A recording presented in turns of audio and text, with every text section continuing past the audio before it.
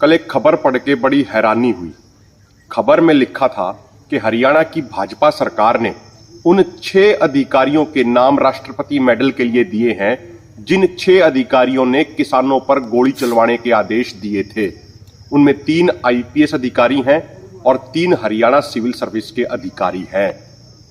समझने की बात यह है कि जिन अधिकारियों ने गोली चलाकर एक किसान की जिंदगी छीन ली, 5 किसानों की आंखों की रोशनी छीन ली, 433 किसान घायल कर दिए, अब उनको राष्ट्रपति अवार्ड से सम्मानित किए जाने की सिफारिश हरियाणा की भाजपा सरकार कर रही है।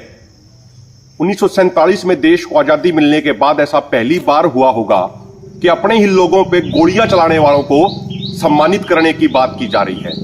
पहले नारा दिया जाता था जय जवान जय किसान, लेकिन अब किसानों को गोली मारने वालों को सम्मानित किया जा रहा है। जिन किसानों ने हरित क्रांति लाई, पंजाब और हरियाणा के लोगों ने अपना पेट खाली रख के पूरे देश का पेट भरने का काम किया। जिन किसानों के पूर्वजों ने देश की आजादी के आंदोलन में सबसे अधिक योगदान दिया और पूरे देश में जितने लोग फांसी के फंदे पे झूले थे देश की आजादी के लिए, उसमें से 92% अकेले संयुक्त पंजाब के थे। उन किसानों पर अत्याचार करने वालों को अब सम्मानित किया जा रहा है। एक ये नई रिवाज हमारे देश में शुरू की जा रही है। आपको याद होगा जलियांवाला बाग में जिस जनरल डायर ने हमारे लोगों के ऊपर गोलियां चलवाई थी, उस जनरल डायर को भी सम्मानित किया गया था। यानी 47 से पहले गोरे अंग्रेज हमारे देश की जनता पर अत्याचार करते थे और उनको सम्मानित किया जाता था। 1947 के बाद अब फिर से वही दौर आ गया। फर्क सिर्फ इतना है कि अब ये काले अंग्रेज अपने लोगों के ऊपर अत्याचार कर रहे हैं और भाजपा व आरएसएस की सरकार उनको सम्मानित करने की बात कह रही है। हम एक बात कहना चाह रहे हैं, अगर ये अधिकारी इतने ही बहादुर हैं, अगर ये अधिकारी इतने ही वीर हैं, तो क्यों नहीं इनको जम्मू के डोडा, पुंछ, राजौरी में भेजा जाता? वहां उनको भेजा जाए और कहा जाए कि वहां ग्राउंड पे जाके आप ऑपरेशन लीड कीजिए। वहां पे अनेकों विदेशी आतंकवादी छिपे हुए हैं। जिन विदेशी आतंकवादियों के पास स्टील की बुलेट है, वो बार बार हमारे जवानों पर हमला करके हमारे जवानों को शहीद कर देते हैं और बाद में जंगलों में, गहरी गुफाओं में जाके छिप जाते हैं। इन अधिकारियों को वीर और बहादुर तो तब माना जाएगा ना जब ये जाएं पुंछ और राजौरी के जंगलों में, वहां जाके ऑपरेशन लीड करें, ग्राउंड पर जाके कॉर्डर एंड सर्च ऑपरेशंस का नेतृत्व करें। यहां निर्दोष और निहत्थे लोगों पे गोलियां चलाना कोई बहादुरी होती है क्या?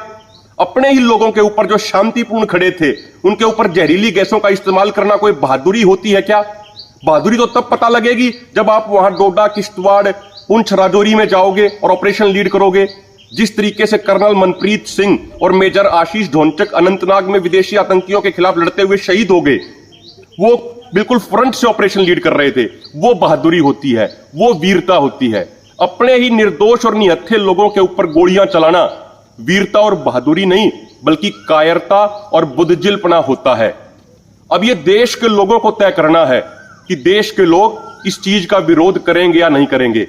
यदि आज भाजपा के इस फैसले का विरोध नहीं किया गया, तो फिर आप इस बात को मान के चलिएगा कि आगे जब भी कोई आंदोलन होगा, सिर्फ किसान आंदोलन नहीं, जब कोई मजदूर आंदोलन करेंगे, जब कोई कर्मचारी आंदोलन करेंगे, तो ये सरकार गोलियों के माध्यम से उनको कुचलने का काम करेगी। और जो अधिकारी राजनेताओं के इशारों पे, सरकार के इशारों पे गोलियां चलवाएंगे, उन अधिकारियों को फिर सम्मानित किया जाएगा, उन अधिकारियों को फिर बढ़ावा दिया जाएगा। इसलिए आज जरूरी है कि पूरा देश इस मुद्दे पर एकजुट होकर इस फैसले का विरोध करे और सरकार को यह स्पष्ट संदेश दे दे कि जो अपने लोगों के ऊपर गोलियां चलाएंगे, अपने लोगों के ऊपर अत्याचार करेंगे, उनको सम्मान करने की बात तो दूर, उनको सजा दिलवाने की लड़ाई ये देश की जनता लड़ेगी। ये हमें आज फैसला लेना होगा ताकि सरकारों को एक सख्त और स्पष्ट संदेश जा सके।